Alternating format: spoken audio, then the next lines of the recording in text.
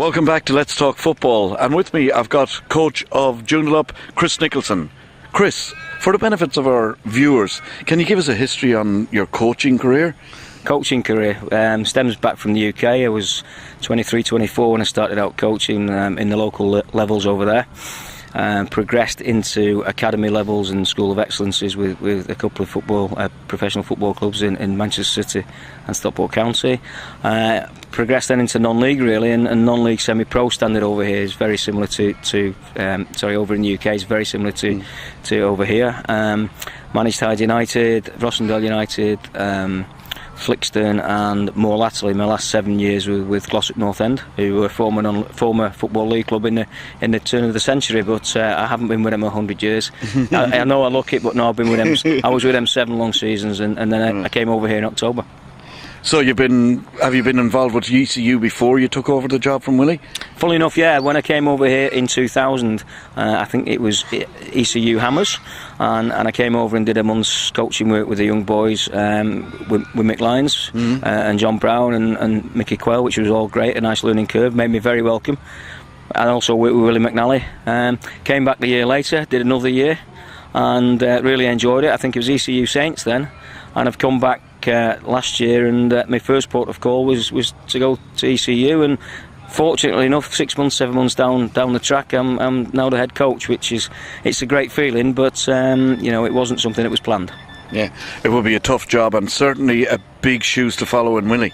Yeah, Willie's done a great job for his club, fantastic job, and Willie invited me to come initially as the under-23s coach, promoted me up to assistant at the start of the season, and then obviously Willie's got the job with glory, and I've stepped into his shoes. He took a size 10, I think I'm 7, so I do know what you mean. But no, Willie's a professional through and through, and very similar people. We think off the same song sheet, but we have got very similar characters and similar ideas how we want to play, but we're very disciplined, and I'd like to think I'll carry on the professionalism that the club has and the club wishes to portray out to the general public. Certainly was a baptism of fire last week in your first game in charge against Stirling. They are not a bad side, are they? They're a very good side, and it was a baptism of fire. They owed us one, as you call it, for the cup game. I thought we were tremendous in the cup game, and we thoroughly deserved to get something out of that and progress.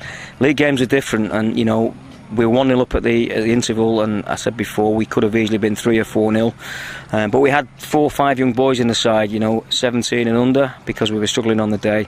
They did the club proud, and we just couldn't justify us in the second half. The own goal killed us, if you like. It knocked the stuffing out of us, and then we just couldn't get ourselves going, and we hung back far too long, and unfortunately, at the end of the day, we lost the game. We've lost 3 points. We have to recover. We have to bounce back.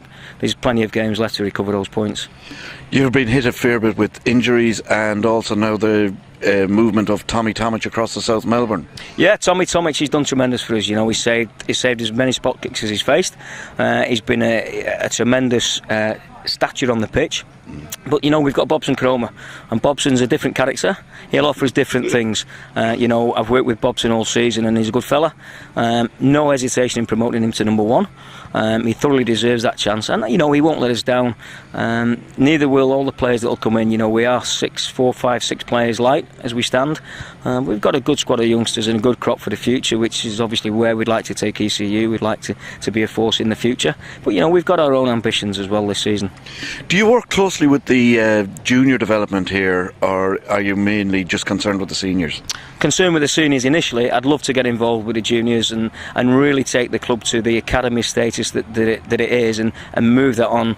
I don't want to be in a position in 2 or 3 years where we've got to go out and sign players. I'd love to take players from within our own environment who are club players, who deserve the chance, who are not in it just for money, that they're in it for the club and they want to progress to play for us at the Premier State League. Yeah, speaking to Coburn last week and their coach, they also had the same impression that junior football is the way to go, and that the State League here should be used as development league. Do you concur with that? Absolutely. Premier State League, where can you go? You can't get promotion to a higher grade. Your players can move like Tommy's done over East, and maybe they think it's a higher grade. But if you're staying in WA, this is the highest level you've got. So the players at the club now should really set the goals and the targets. Those 14, 15-year-old boys should set the targets for 3 years to be playing at this level. And I firmly believe that's where the future lies. What do you think of well, I know you wouldn't have been here before, but the reintroduction of the State League side? Have any of your players been passing any comments about it? The State League side, I've no real comments myself, no feelings for it, but it's great to be selected for your State League side. We've got 1 or 2 or 3 players involved in that, and yeah, they'll benefit. They'll have a trip abroad, and they'll play with what I call it the best players at the league. But there's so many good players to choose from. I'd hate to be in charge of that because you're in a lose-lose situation. Those boys that are in there, well, that's great, and those boys that think they should be in there, well, it's tough. But yeah, great. Why not? Why not? It's a good level of football, and why not try and take it to the next level? So, from your own side and from your short stint, although you've been all season really with them, give us your top 5 or 6 players that you want us to watch for today while we're playing the match against Inglewood. They're all injured. They're all injured. I'd love to give you my top 5 or 6. Trust me, you'll get to know me over this. I'm a great believer in not naming top players. Yeah, every player that works hard for me is a team player. We have no stars, we have no icons. We're about hard work, we're about a team. And if there's 5 players that stand out on the day, fantastic. Yeah. Let us hope there's another 6 stand out the next week. But I don't believe in superstars, as I call them. Charlie's come and go. We've got players that want to stick and work with us. If they win and they work hard, they're all stars for me. Ian McMurray is your assistant manager, is he, as well as your captain? Ian's going to step up to be an assistant and help out with certain duties within the club, which involve certain aspects of training and certain aspects of warm-up and integration with the players. We'd like Willie Mack staying as an assistant when he's around, which is great because he's a big figure for us. So Willie's staying as assistant as well. I'm trying to introduce 1 or 2 other little methods into the club where people have got other duties that make them feel that they've each got their own responsibility. So realistically, and knowing that you've got a small squad per se, where do you hope to finish this year other than top? Win the league. Yeah. Why not? Your first point of call, you've got to win the league. The second point is to come second. I want ECU to be as high as they possibly can. If that means 4th or 5th, and they've given us everything they've got, that'll do me. It's something to build on. But you've got to have ambitions. Once those ambitions stop in football, it's time to put the boots away and go out walking with a wife. Right, you've played 7 games now into the 8th round this week. What other team? I know that's probably an unfair question, but what other team have impressed you? Stirling have impressed me. The work ethics of Stirling are very good. We've played Perth. I thought Perth on the day were organised, but we got at them. We changed our game plan to suit Perth. There's been some good teams. Fremantle Spirit for 20 minutes were a fantastic looking side. So really I think the level is quite consistent. Unfortunately when we played Armadale they didn't show up really, and that's no disrespect to them as a team. They worked hard for each other, they never gave up. But I've seen Sorrento play, I've seen Floriat play, but you know what, I've seen ECU play, and when we play we're one of the best teams on our day. And I firmly believe that. How would you describe your style of football? I'd like to think we close people down, we're quick, we like to move the ball quickly, we like to get in front of players quickly, we like to move the ball on and really get it from back to front as quick as we can, but playing through the midfield.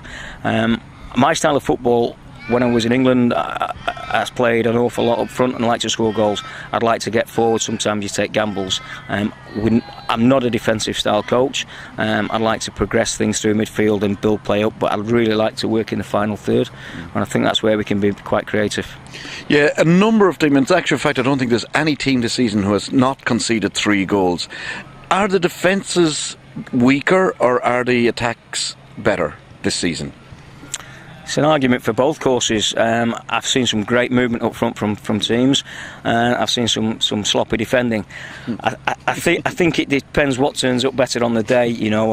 We've kept some good clean sheets. We've worked hard defensively as well. But then you look when players go out and they weaken teams. It depends who's playing on the day. I think you can even that one up really. I think it's a tough call, that one. Well, that's it for the show for today. Catch you next week.